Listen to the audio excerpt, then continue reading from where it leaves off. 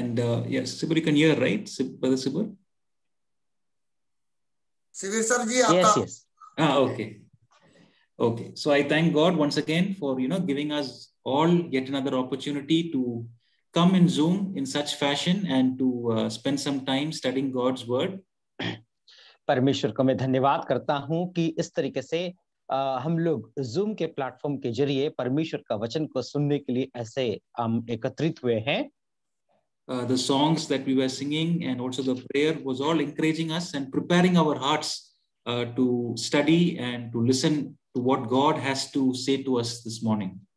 और आज हम लोगों ने जो गीत गा रहे थे और उसके साथ साथ प्रार्थना कर रहे थे, ये सब कुछ हमें परमेश्वर का वचन को सुनने के लिए प्रोत्साहित व तैयारी कर रहे थे.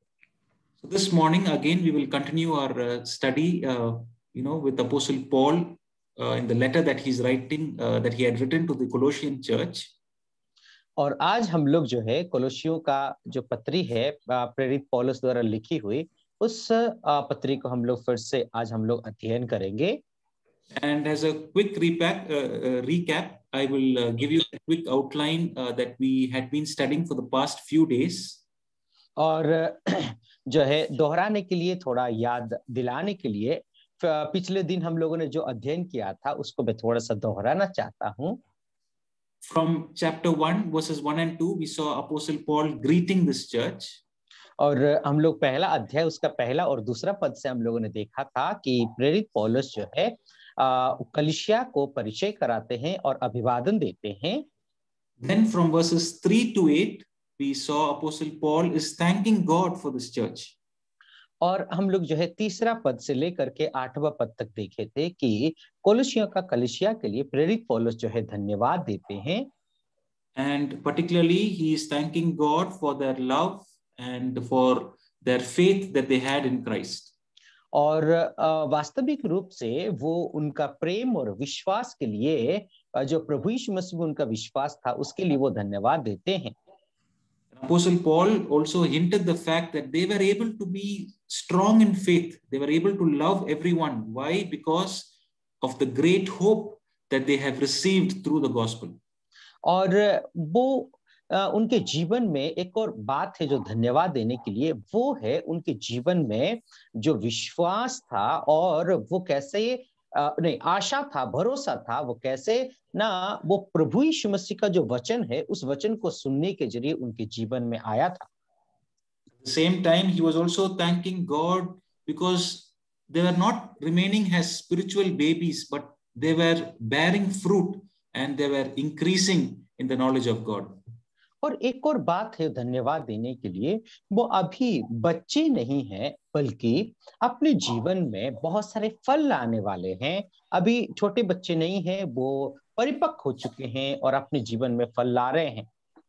And so from verses 3 to 8 we can clearly see Apostle Paul is happy. He's happy with this church and he's thanking God for what God is doing in this church.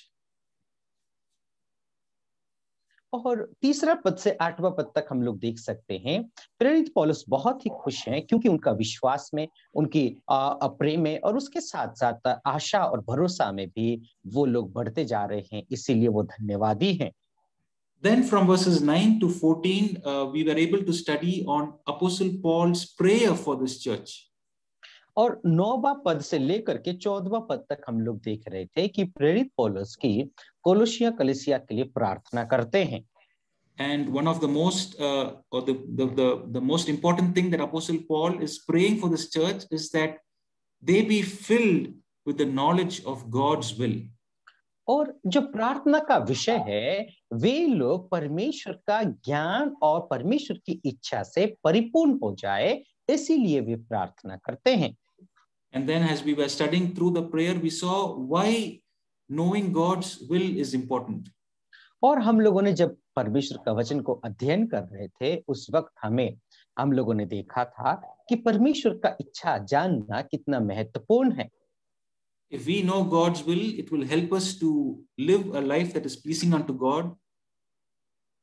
यदि हम परमेश्वर को इच्छा को जानेंगे तो हम ऐसा एक जीवन को व्यतीत करते हैं जो जीवन की परमेश्वर का जो प्रशंसा परमेश्वर को प्रशंसा मिल सकता है, ऐसा जीवन को हम व्यतीत कर सकते हैं।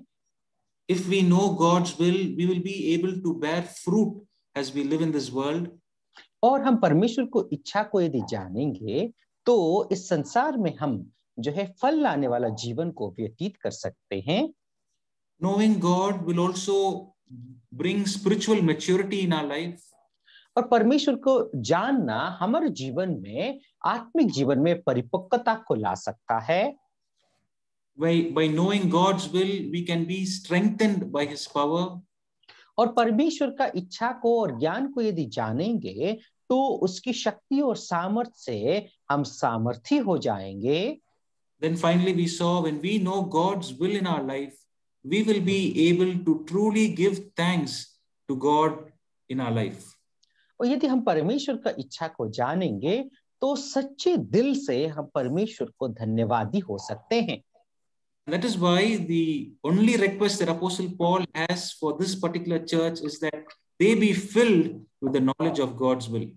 और इसीलिए इस कलीसिया के लिए प्रेरित पौलुस का एक जो निवेदन था कि वे लोग परमेश्वर का ज्ञान और परमेश्वर की इच्छा से परिपूर्ण हो जाएं। As New Testament believers, to practically apply it in our life, we also can understand that knowing God's will is very important in our life. और हम जो नया नियम के विश्वासी हैं, परमेश्वर का इच्छा जानना कितना महत्वपूर्ण है। How do we know God's will? We know. और हम परमेश्वर की इच्छा को कैसे जानेंगे? We studied that on the day that God has fully revealed Himself in His Word, and so when we read and when we study God's Word, we will be able to understand His will. और मेरे प्यारो हम लोग जो है परमेश्वर का वचन को अध्ययन किए हैं उस दिन, और परमेश्वर का वचन को जानने से व सीखने से हम परमेश्वर का इच्छा को जान सकते हैं। So from the introduction, after praying for this church, he is now slowly moving to the doctrinal section of his letter. और अभी जब अभिवादन देने के बाद अभी सैद्धांतिक शिक्षा के और प्रेरित पौलुस जाते हैं। In fact, he is coming to the main point of his letter, or the main purpose of why he is writing this letter. और अभी मुख्य तो जो है उनका लिखने का मुख्य उद्देश्य के और वो आते हैं। And like what we saw last time, the main section of the doctrinal section of this letter we can find from chapter 1 verses 15 till the end of chapter 2. और हम लोग देखते हैं कि पहला अध्याय उसका 15 पद से लेकर के दूसरा अध्याय का आखिरी पद तक जो सैद्धांतिक शिक्षा के ऊपर हम लोग देख सकते हैं। And there are three important subjects that Apostle Paul is trying to communicate to the Colossian believers. और यहाँ पर जो है तीन मुख्य ऐसे विषय हैं जो प्रेरित पौलुस उस कलीसिया को शिक्षा देना चाहते हैं। The first important subject, the way he starts, the most important thing to communicate to the Colossian believers is by telling about the preeminence of our Lord Jesus Christ. और सबसे पहले शिक्षा जो है उस कलीसिया को इस तरीके से बताना चाहते हैं, प्रभु यीशु मसीह सर्वश्रेष्ठ है। That is what we read from, verses 15 till 23. और उसी बात को हम लोग देखते हैं 15 पद से लेकर के 23वां पद तक। The second thing he wants to communicate to the Colossian believers is about his ministry to the church. और दूसरी बात वो कोलोसियों का विश्वासियों को वो बताना चाहते हैं कि जो कलीसियाओं के लिए प्रेरित पौलुस की सेवा के विषय में। So first section is about Jesus Christ, the second is about his ministry to the church, and then the third division is about the false teachings that Epaphras told is creeping into the church. और पहली बात जो है प्रेरित पौलुस इस बात को बताना चाहते हैं वो है जो प्रभु यीशु मसीह का सर्वश्रेष्ठ था। दूसरी बात है प्रेरित पौलुस की जो अपनी सेवा के विषय में ज्ञान देना, और तीसरी जो एपाफ्रोडिटस के जरिए बताई गई जो झूठी शिक्षा है उस शिक्षा को जो सुधारने के लिए प्रेरित पौलुस जो है बताते हैं। In our last class, we just finished looking about what Paul had to say about the preeminence of Christ. और पिछले हमारे अध्ययन में प्रेरित पौलुस जो है प्रभु यीशु मसीह का जो सर्वश्रेष्ठ था और जो है प्रभु यीशु मसीह का जो प्राथमिकता था उसके विषय में हम लोगों ने अध्ययन किया था। And we could see Apostle Paul highlighting 7 important features of our Lord Jesus Christ. और हम लोगों ने देखा था कि प्रेरित पौलुस जो है प्रभु यीशु मसीह का जो 7 ऐसी मुख्य बातें हैं उन बातों को वो उसमें जो है फोकस करते हैं, ध्यान देते हैं। In other words, Apostle Paul, before warning or telling the Colossian believers about the false teachings, he is first showing how great, how preeminent Christ is. मेरे प्यारो, जो झूठी शिक्षाएं हैं उन शिक्षाओं को सबसे पहले सुधारने से पहले, बताने से पहले वो इस बात को बताने के लिए प्रयास कर रहे हैं कि प्रभु यीशु मसीह कितना महान है। And so the first thing in verse 15, the first thing he's telling about Christ is the image of God. और सबसे पहली बात जो 15 पद में प्रेरित पौलुस कहते हैं कि प्रभु यीशु मसीह परमेश्वर का प्रतिरूप है। In other words, he is the manifestation or he is the visible representation of God. और हम लोग देखते हैं कि प्रभु यीशु मसीह जो है अदृश्य परमेश्वर का प्रतिरूप है, वो जो बाहर दिखाने वाली एक रूप है। The second thing that Apostle Paul highlights about Jesus Christ is that he is the firstborn of all creation. और दूसरी बात को प्रेरित पौलुस जो है वहां पर बताते हैं वो है प्रभु यीशु मसीह जो सृष्टि के पहलौठा है। It does not mean that he was created first, but what Apostle Paul is highlighting is the fact that Jesus Christ is supreme when compared to all the creation.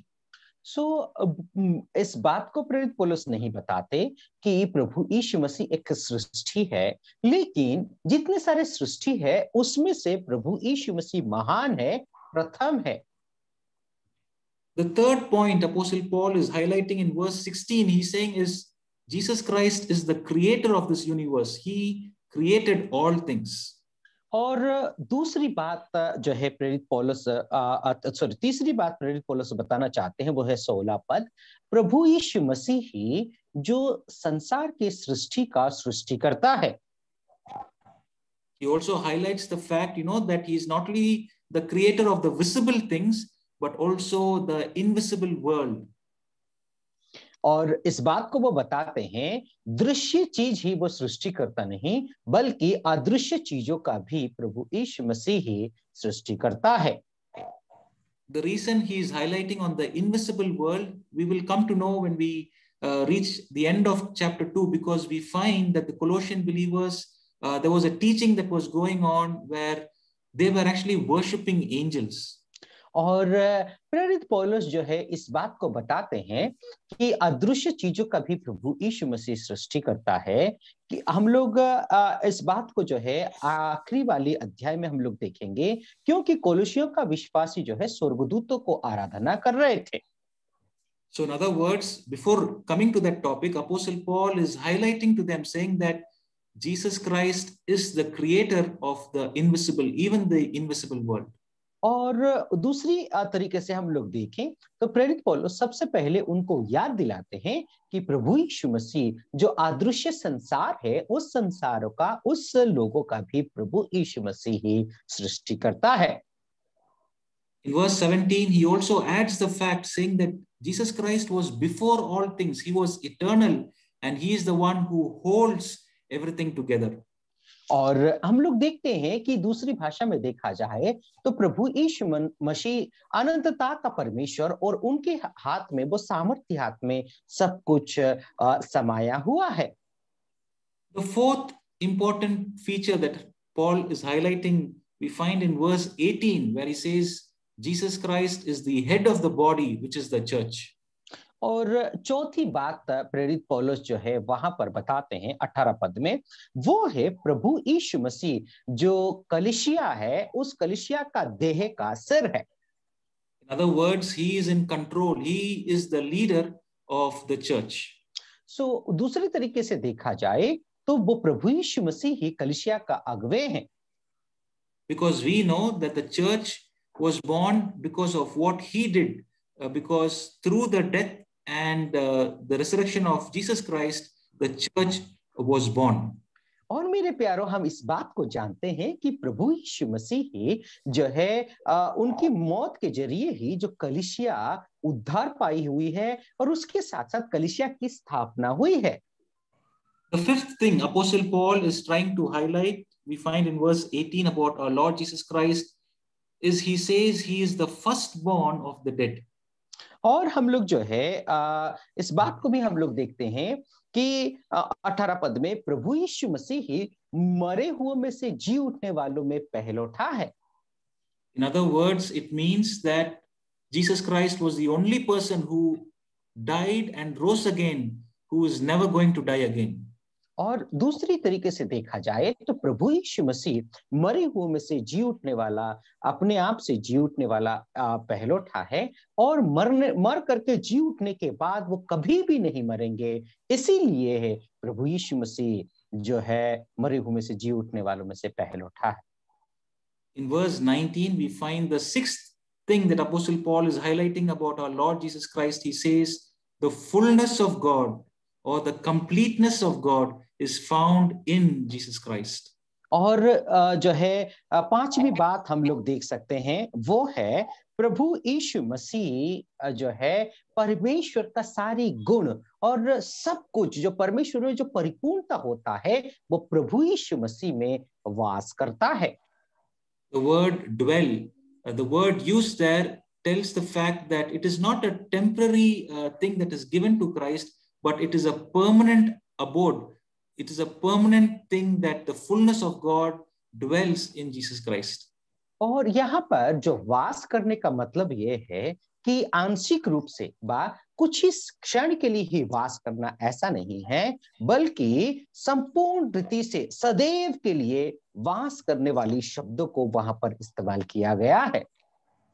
Then we saw the seventh or the last highlighting point that Apostle Paul is trying to stress on. We find in verse 20, he says, Jesus Christ, he is the reconciler. और हम लोग जो है जो सातवीं बात को यहाँ पर हम लोग देख सकते हैं जो प्रेरित पौलुस बताते हैं, प्रभु यीशु मसीह मेल मिलाप करने वाला व्यक्ति है. In the same verse, in verse 21, Apostle Paul gives the reason why or who had to be reconciled. और हम लोग जो है 21वां पद में देखते हैं प्रेरित पौलुस इस बात को बताते हैं किसको मेल मिलाप की आवश्यकता है.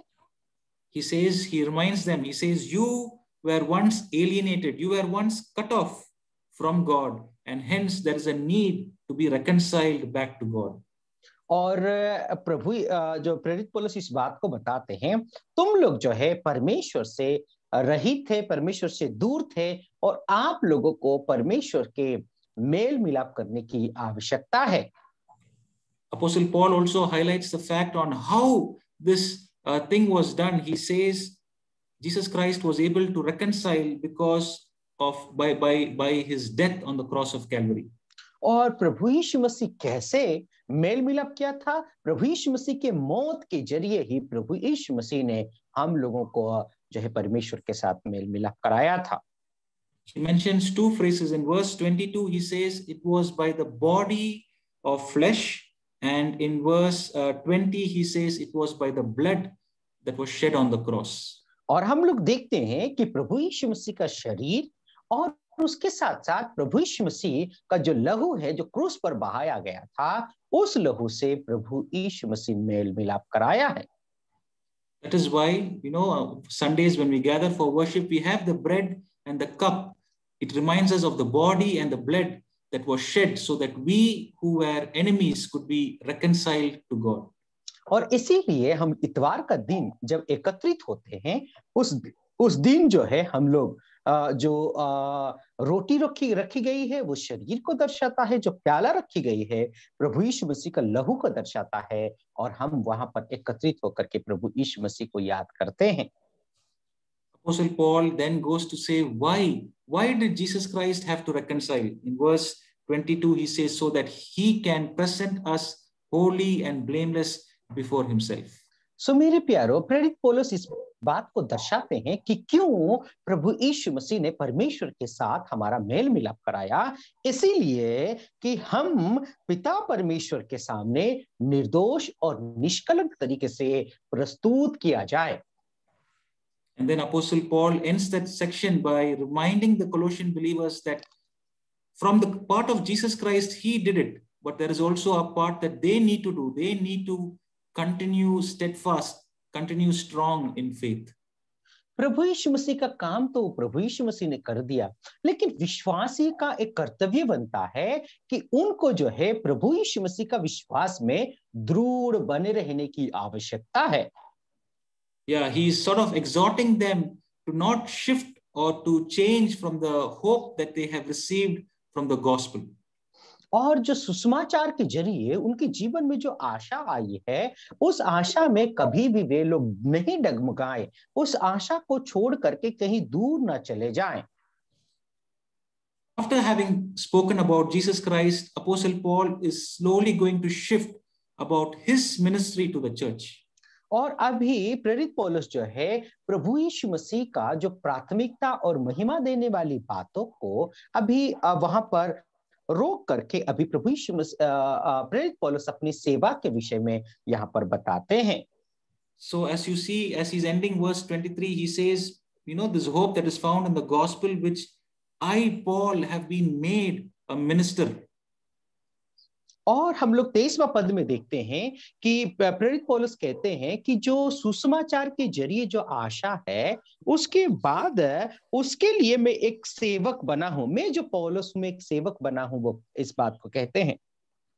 Now, in the second section of Apostle Paul's ministry to the church, it actually starts from verse 24 and it goes up to chapter 2, verse 7. और प्रेरित पौलुस जो है अपनी सेवा के विषय में कहते हैं, वो 24वां पद से शुरू होकर के दूसरा अध्याय का 7वां पद तक वो अपनी सेवा के विषय में बताते हैं। We can actually divide it into two, from verses 24 till verse 29. और हम लोग इसको दो भाग में बांट सकते हैं, वो है 24वां पद से लेकर के 29वां पद तक। In this particular section, in the first section, we can see about Paul's general ministry to the church. और इस भाग में हम लोग देख सकते हैं कि प्रेरित पौलुस जो है उस कलीसिया के लिए एक साधारण सेवा के विषय में वो बताते हैं। And then in chapter 2 verses 1 to 7 we see apostles' desire particularly for the Colossian believers. और जो है दूसरा अध्याय का पहला पद से 7वां पद तक हम लोग देख सकते हैं कि प्रेरित पौलुस का उस कलीसिया के लिए एक बहुत बड़ी आशा और आकांक्षा थी, उस बात को वहां पर वो बताते हैं। So keeping this in our mind, about this section is going to be about Paul's ministry to the church. Let us read the verses from 24 to 29.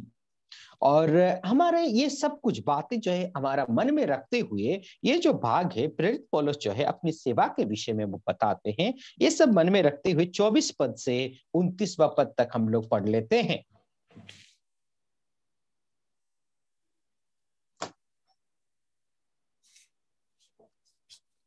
चौबीस से 29 पद।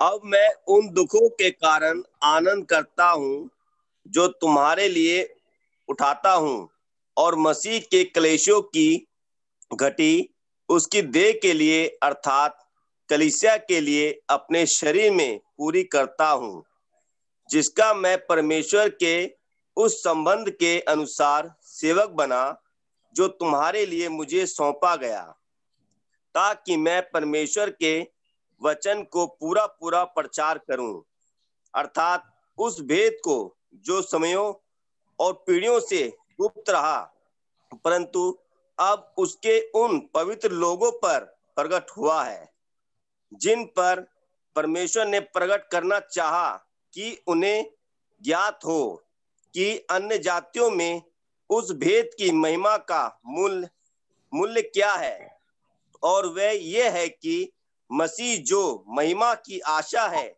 तुम में रहता है, जिसका प्रचार करके हम हर एक मनुष्य को चेतावनी देते हैं और सारे ज्ञान से हर एक मनुष्य को सिखाते हैं कि हम हर एक व्यक्ति को मसीह में सिद्ध करके उपस्थित करें। इसी के लिए मैं उसकी उस शक्ति के अनुसार जो मुझ में सामर्थ्य के साथ प्रभाव डालती है, तन मन लगाकर परिश्रम भी करता हूं। Now, if you paid close attention to what was written, you can find the attitude or the ministry of Paul that he was doing towards this church. और यहाँ पर इस बात को देखते हैं कि जो प्रेरित पौलुस का जो स्वभाव है उस कलीसिया के लिए कैसे वो सेवा करते हैं। Or in other words, his attitudes towards the ministry that he had received from God. और यहाँ पर हम लोग देखते हैं कि उसकी सेवा जो है प्रभु यीशु मसीह के लिए कैसा था, उसकी स्वभाव कैसी थी सेवा के लिए, उस बात को हम लोग देख सकते हैं। Dear brothers and sisters, as New Testament believers, we are also in our different levels, or wherever God has placed us, we are also in a small way, we work for Christ, we do ministry for our Lord Jesus Christ. मेरे प्यारो, प्रभु जो है हमको विभिन्न स्थानों में रखा हुआ है और एक नया नियम का विश्वासी होने के नाते विभिन्न तरीके से हम भी उस मसीह का सेवा को करते हैं। And it is good, as we read the ministry that Apostle Paul did, and to see the attitude that he had towards the ministry, we as New Testament believers, we can learn from Apostle Paul and have that same attitude wherever or whatever God we are doing for our Lord Jesus Christ. तो मेरे प्यारो, हम जो नया नियम के विश्वासी हैं, हमारा भी रुख, हमारा भी जो स्वभाव है जो है प्रेरित पौलुस के जैसा एक रुख होना चाहिए, सेवा होना चाहिए, जहां पर भी प्रभु ने आपको और मुझे रखा है। When I look closely in this section, I could find 8 attitudes that Apostle Paul had regarding his ministry. सो मेरे प्यारो, इस अध्याय को जब मैं देखता हूं, इस भाग को मैं जब देखता हूं, प्रेरित पौलुस का जो है ऐसे 8 प्रकार के जो रुख है, स्वभाव है, उस सेवा के प्रति था, वो मैंने यहां से आप लोगों को मैं बताना चाहता हूं। The first thing, which I could observe is a word he mentioned 2 times.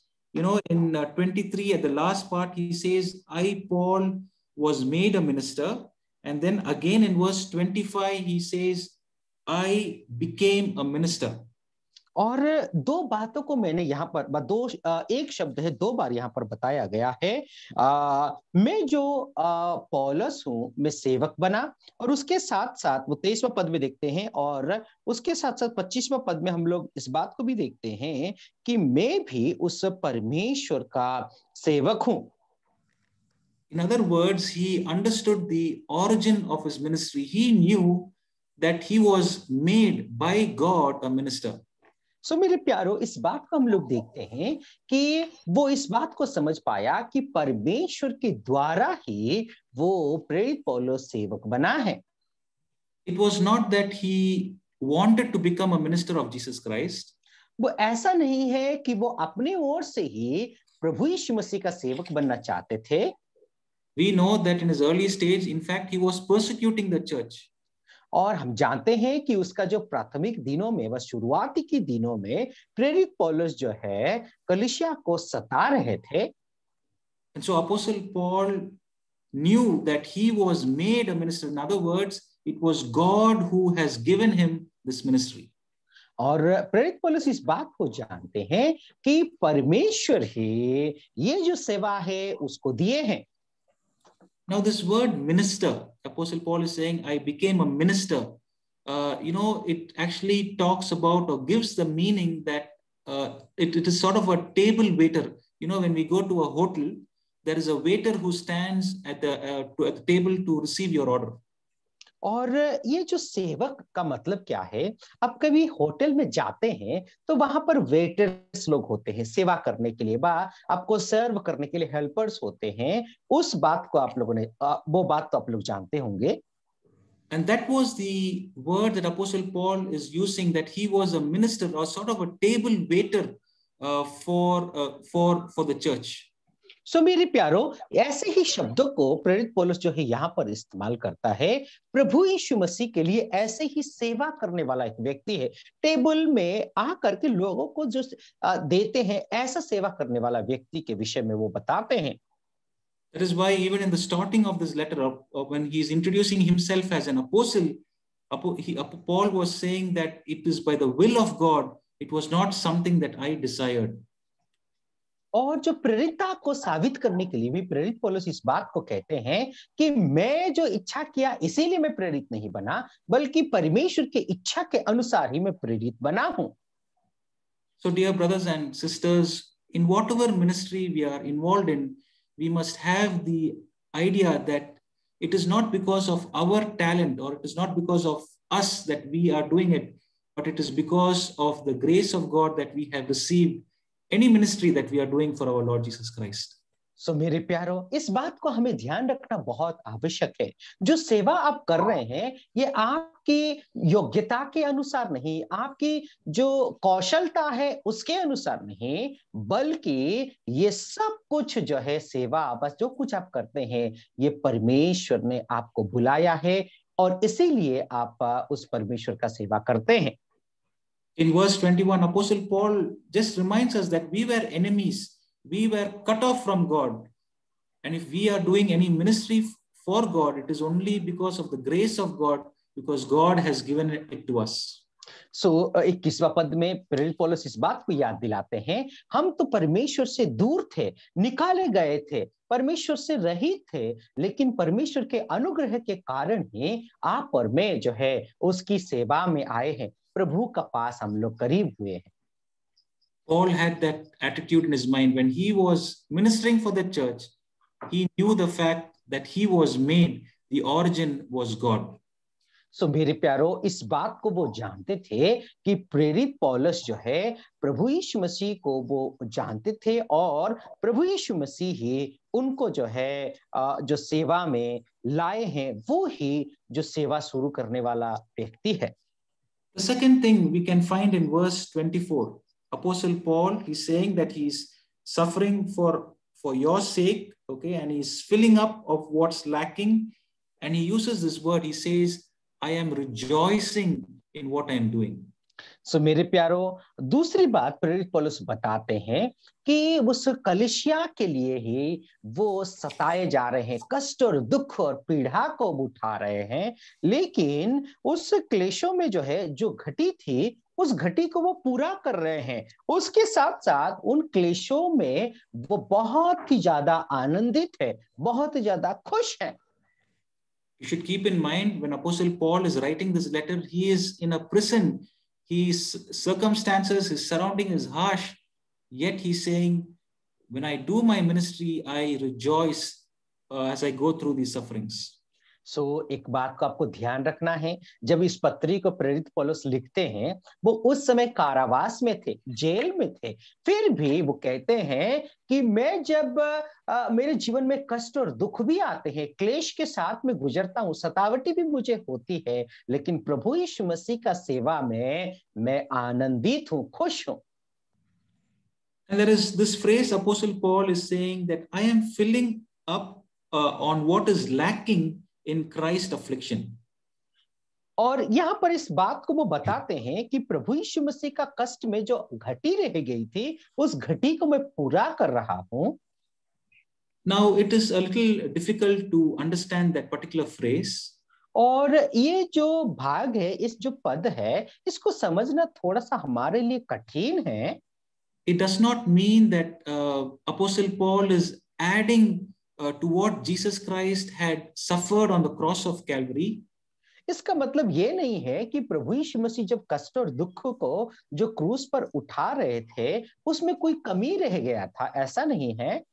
It is not about salvation, because we know that Jesus Christ suffered and he completely gave us a full salvation.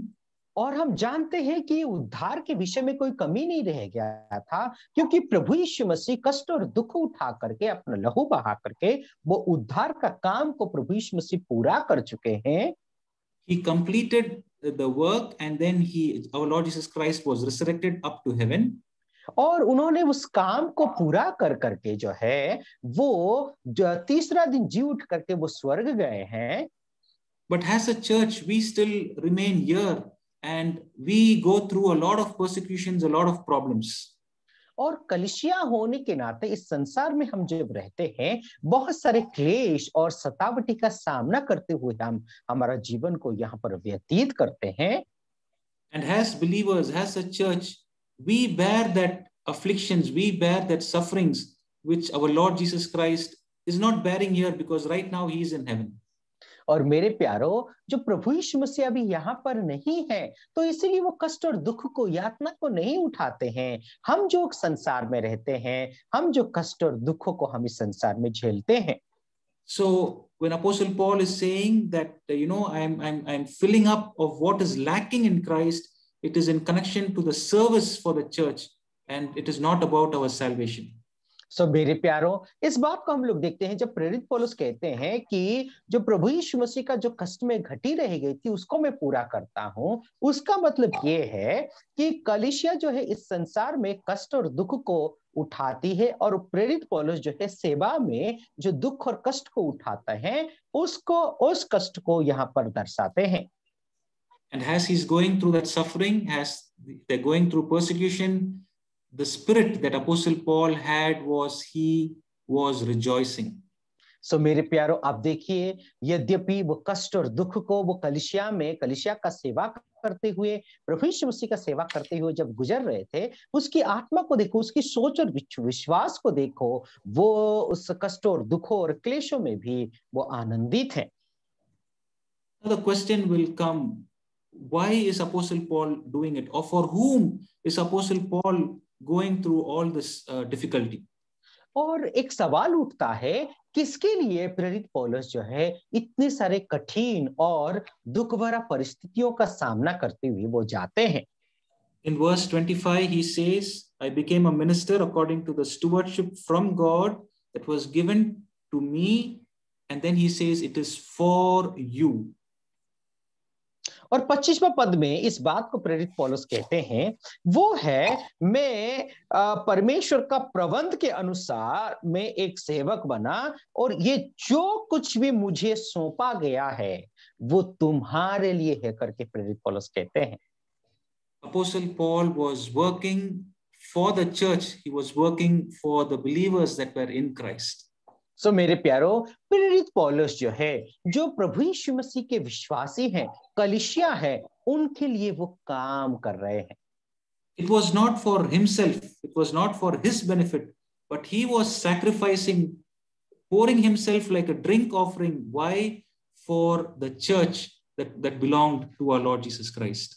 सो मेरे प्यारो, वो अपना बढ़ावा देने के लिए नहीं, बल्कि अपनी इच्छा को पूरा करने के लिए नहीं ये सब कष्ट और दुखों को वो सहते हुए जा रहे हैं, बल्कि कलीसिया के लिए ये सब कष्ट और दुख उठा करके अपने आप को जो है एक बलि उत्सर्ग करने के लिए वो जा रहे थे। Dear brothers and sisters, as we also involved in small ministries in the church or outside the church, we also must have this attitude that when we do something for Christ, it is not for our benefit, but it is for the benefit of our fellow believers. सो मेरे प्यारो, आप और मैं जब कलीसिया में छोटी छोटी सेवाओं को हम करते हैं तो हमें एक बात को ध्यान रखना बहुत आवश्यक है। ये हमारी फायदा के लिए नहीं, हमारे लिए नहीं, बल्कि कलीसिया और उसके साथ साथ जो सहविश्वासियों हैं, उन विश्वासियों का उन्नतिकरण के लिए, बढ़ने के लिए हम ऐसी सेवाओं को करते हैं। You know, in 2 Corinthians chapter 4 verse 10, Apostle Paul says, the marks of Jesus Christ are there in my body, in the sense that I'm taking all this beating so that Jesus Christ might be manifested in your life. सो इस बात को वो कहते हैं, हम यीशु का मृत्यु का अपनी देह में समय के लिए फिरते हैं और यीशु का जीवन हमारी देह में प्रकट होता है। उनकी जो चिन्ह है मेरे जीवन में है करके, वो मेरे शरीर में है करके प्रेरित पौलुस कहते हैं। The next we can find in verse 25, the fourth thing about the ministry of Apostle Paul was he wanted the word of God to be fully known by the church. और जो है चौथी बात को हम लोग देख सकते हैं, वो कलीसिया के द्वारा परमेश्वर का वचन को वो संपूर्ण रीति से समझ पाए, जान पाए, इस बात को वो बताते हैं। In other words, you know, keeping this the problems that was entering into the church, especially in the Colossian church, Apostle Paul is saying that, shows his desire that he wants them to convey the whole word of truth to them fully.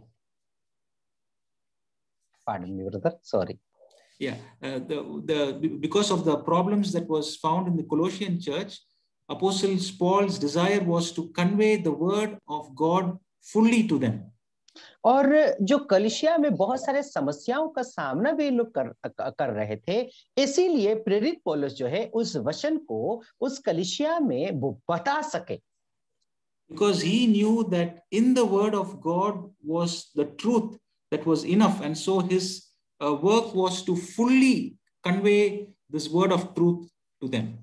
और वो इस बात को जानते थे कि वो परमेश्वर का वचन जो है, वे लोग अभाव में थे, वो परमेश्वर का वचन उनके जीवन में नहीं था, इसीलिए वो परमेश्वर का वचन को संपूर्ण रीति से वो बताना चाहते थे। Then fifthly, we see what is the subject that Apostle Paul wanted to communicate. और पांचवी बात जो है, कौन सी ऐसी विषय है जो प्रेरित पौलुस उन लोगों को बताना चाहते थे? We read in verse 27 that he wanted to reveal the mystery that was hidden in the ages, that was hidden in the past. और जो है इस बात को वो बताना चाहते हैं कि इतने दिनों से एक जो रहस्य रह गया था, उस रहस्य को, उस कलीसिया को वो बताना चाहते थे। What is that mystery? In verse 27, Apostle Paul says, the mystery was Christ is now in you, the hope of our glory. So मेरे प्यारो, वो रहस्य क्या था? प्रभु यीशु मसीह आपके अंदर है, वो ही हमारा आशा और महिमा है।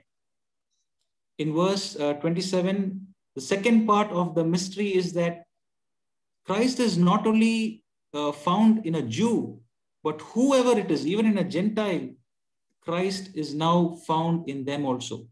So जो है हम लोग 28वां पद में और आगे देखते हैं कि प्रभु यीशु मसीह आपके अंदर ही पाया गया नहीं है, बल्कि जो यहूदी ही नहीं बल्कि अन्य जातियों के बीच में भी, अन्य जातियों के अंदर भी प्रभु यीशु मसीह पाए गए हैं। The mystery is not that Gentiles will be saved.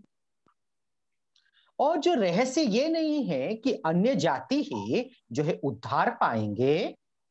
Because in the Old Testament, we can see that, you know, the outsiders, the Gentiles, they could also get saved and join the Jewish family.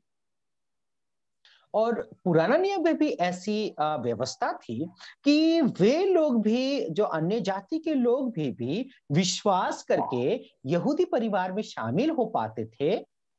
But those people who were converted and who come into Judaism, they will have a less standing when compared to the original Jew.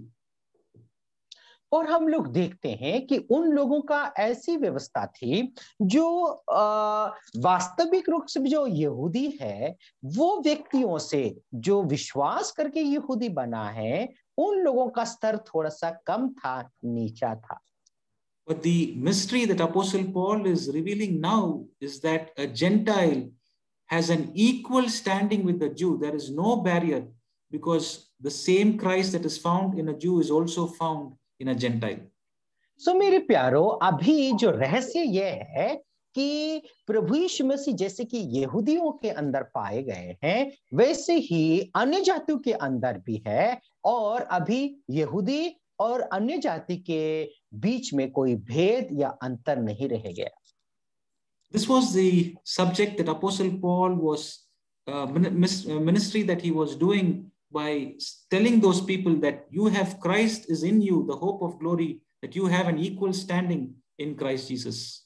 So इसी बात को जो है प्रेरित पौलुस जो है सेवक बन करके सेवा करते हुए कहते हैं, आपके अंदर ही जो प्रभु यीशु मसीह है, वो प्रभु यीशु मसीह आशा और महिमा का विषय है।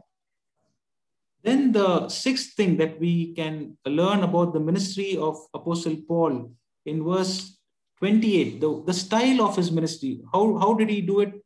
In verse 28, he says, we proclaim, or in other words, we preach. और यहाँ पर हम लोग देखते हैं कि जो छठवीं बात प्रेरित पौलुस जो है अपनी सेवा के विषय में कहते हैं, वो विषय हम लोग 28वें पद में देखते हैं कि हम प्रभु यीशु मसीह के विषय में घोषणा करते हैं अथवा प्रचार करते हैं. That is how we can communicate the good news to the people, by preaching this good news.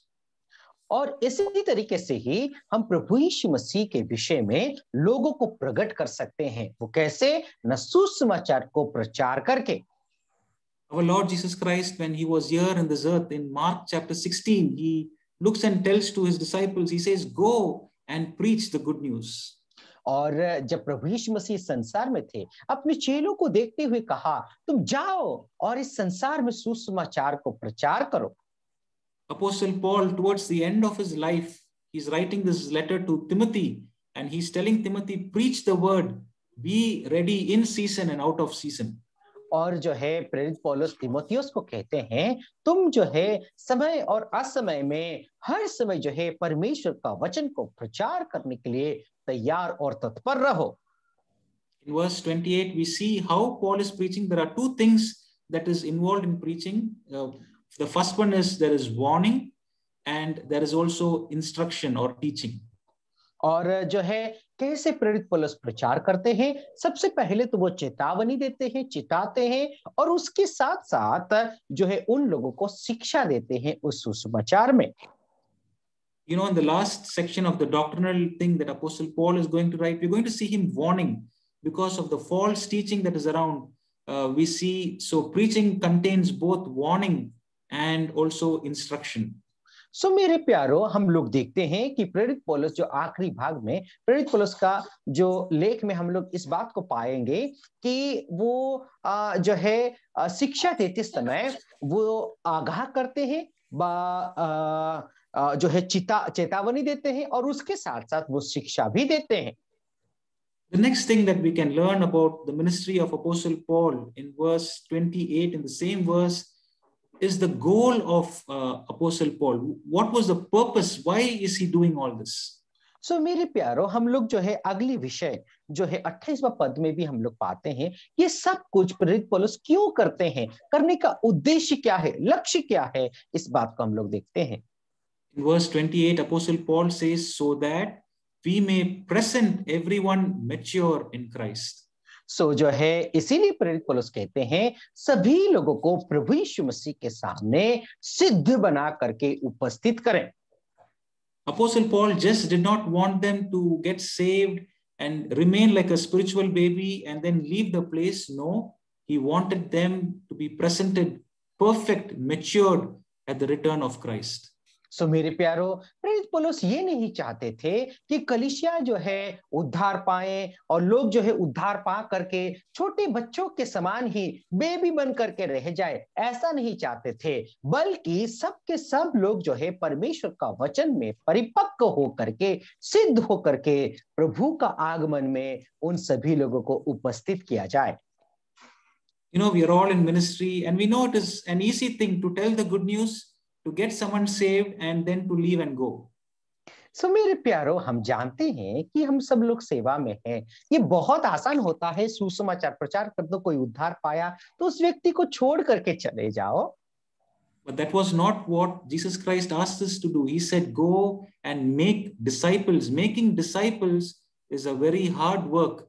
And Apostle Paul says, that is my goal, to make you all disciples perfect and matured at the return of Christ. सो मेरे प्यारो, हम जो है आसान काम तो कर लेते हैं सुसमाचार को प्रचार कर, लेकिन प्रभु यीशु मसीह ने क्या कहा, जाओ और जो है तुम चेला बनाओ और जो है प्रभु यीशु मसीह का विषय में शिक्षा देना, ये सबसे बड़ी काम है. Finally, in verse 29, Apostle Paul reveals the strength. How is Apostle Paul able to do all this? He says, because of his energy, the energy that Christ gives, that powerfully works within me. सो प्रेरित पौलुस जो है आखिरी बात को 29वें पद में कहते हैं कि वो ये सब कुछ कैसे कर पाते हैं, ये जो सामर्थ और शक्ति कैसे मिलती है, वो प्रभु ही ये सब कुछ काम करने के लिए जो है सामर्थ प्रदान करते हैं। In verse 29, that's why he says, I toil, I'm struggling. The word there used is the word of an athlete, where athlete struggles and toils as he's trying to prepare himself for a race. सो हम लोग इस बात को देखते हैं कि प्रेरित पौलुस कहते हैं कि मैं परिश्रम करता हूं, जैसे कि एक एथलीट क्या करता है, एक क्रीड़ावादी जो खेलते हैं वो क्या करते हैं कि जो है बहुत ही कठिन परिश्रम करते हैं बहुत ही वो दिन रात जो है उस काम में वो लगे रहते हैं, उस शब्द को यहाँ पर इस्तेमाल करते हैं। There we see Apostle Paul giving himself completely, and then he can experience the power of Christ that works within him. और इसीलिए प्रेरित पौलुस जो है अपने आप को उस काम के लिए दे देते हैं, उस काम के लिए जब समर्पित कर देते हैं तो प्रभु यीशु मसीह की शक्ति ही उनके अंदर काम करता है। So dear brothers and sisters, as we are going to start this day, as we are going to get involved in anything that we do, we are ministering for our Lord Jesus Christ. सो मेरे प्यारे भाई और बहनों, आज का दिन को जब हम लोग शुरू करते हैं तो आइए हम प्रभु यीशु मसीह को हमारे अंदर स्थान दें। Even as we work or as we study, wherever God has placed us, we are all kept as ministers for our Lord Jesus Christ. और कहीं पर भी प्रभु ने आपको और मुझे रखा है, ये प्रभु यीशु मसीह की सेवा के लिए प्रभु ने आपको और मुझे रखा है। Let us remind ourselves this morning about the 8 things that we could learn from Apostle Paul's life.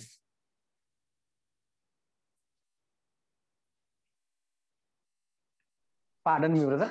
Sorry. Let us keep these 8 things that we have learned this morning and try to apply it in our practical life. मेरे प्यारों, जो 8 बातों को आज हमने जो सुनी है, उस बातों को हमारा मन में रखें और हमारे व्यवहारिक जीवन में हम लागू करें। The first one is the origin is from God. और सबसे पहले शुरुआती जो शुरुआत करने वाला परमेश्वर है। Secondly, the spirit or the attitude that we must have is we must rejoice, we must be happy as we go through a lot of suffering ministering for our Lord Jesus Christ. और जब हम सेवा करते हैं, प्रभु यीशु मसीह के लिए सेवा करते हैं, जो कष्ट और दुख को हम लोग उठाते हैं, उसमें हम हर समय जो है आनंदित रहने के लिए प्रयास करें। Thirdly, it is for others. It is not for our benefit. It is for others, for the believers and for the unbelievers. और मेरे प्यारों, तीसरी बात यह है, जो कुछ भी हम सेवा करते हैं, जो कुछ भी करते हैं, हमारी फायदा के लिए नहीं, बल्कि विश्वासियों का फायदा के लिए हम ये सब कुछ करना है। Fourthly, to make the word of God fully known, not to give a partial truth, but to make sure the word of God is fully given to others. सो चौथी बात हम लोगों ने देखा कि जो प्रभु का वचन है, ये संपूर्ण रीति से लोगों को बताएं, संपूर्ण रीति से वे लोग जाने, आधा अधूरा बात हमें नहीं बोलना है। Fifthly, the subject, what is the main subject that we can talk is that Jesus Christ, this preeminent person, dwells in you. और जो है पांचवी बात हमें बतानी है, वो हम लोग देख सकते हैं, वो विषय क्या है? प्रभु यीशु मसीह ही जो आपके और मेरे अंदर वास करते हैं। How it is done by preaching, by warning and instructing our fellow believers in the church. सो मेरे प्यारो, ये हम लोग कैसे कर सकते हैं? या ऐसे कर सकते हैं, इस बातों को हम लोगों को प्रचार करें, कलीसिया में हम जो है लोगों को शिक्षा दे, चेतावनी दे, आगाह करें, उसके जरिए ही हम जो है इस बात को कर सकते हैं। And what must be our goal? Not to just save a person and then leave him there, but to present him, make him a disciple, make him perfect at the return of our Lord Jesus Christ. और हमारा जो लक्ष्य क्या है, उद्देश्य क्या है? सुसमाचार प्रचार करके छोड़ देना नहीं है, बल्कि उस व्यक्ति को जो है प्रभु यीशु मसीह के आगमन के समय में उसको सिद्ध बना करके प्रभु यीशु मसीह के सामने उपस्थित करना है। And finally, let us be reminded that as Apostle Paul says, we have the power of Christ in us that works in us as we struggle, as we toil, We do not have to be afraid. We do not have to be weak, because we have His power powerfully working within us. और मेरे प्यारो इस बात को देखते हैं कि ये सब कुछ जो है कैसे हो सकता है। प्रभु यीशु मसीह के लिए हम काम करते हैं, परिश्रम करते हैं, और वो परिश्रम जब करते समय प्रभु यीशु मसीह का शक्ति और सामर्थ्य जो है हमारे अंदर काम करता है। May God help us to practically apply these truths in our ministry and in our life. मेरे प्यारो, ये जो सच्चाई प्रभु यीशु मसीह आपके और मेरे जीवन में जो है हमारे व्यवहारिक जीवन में लागू करने के लिए प्रभु हमको मदद करे। Thank you, Brother Sibir, for translating. Thank you so much, brother, for your wonderful message. Really, it is wonderful to hear. And how can we, the ministers of God, yes, बहुत बार हम लोगों को हमारा खुद का फायदा के लिए हम लोग सोचते हैं, सेवा में हम लोग आए हैं. Many of the time we think that this ministry we are doing for our benefit, and we are building our kingdom. So that is the thought many of the servants of God का मन में ऐसा आता है. Many of the servants of God's mind it comes, but it is true that it is not that we are building our kingdom, rather we are building the kingdom of God. We are preaching and living and going away, not like that. Rather, we have to preach at the same time that we have to make them disciple. And if you are doing so, the power of God will be working in our heart. Thank you so much, brother, for these 7 things that we have learned. Thank you so much. And also many of the time that, when problems and troubles and trials comes to our life, we think that how we are suffering for Christ. But at the same time, we should be happy and we should be rejoicing. I love you, brother. God bless you, brother, for your Thank you. Thank you so much.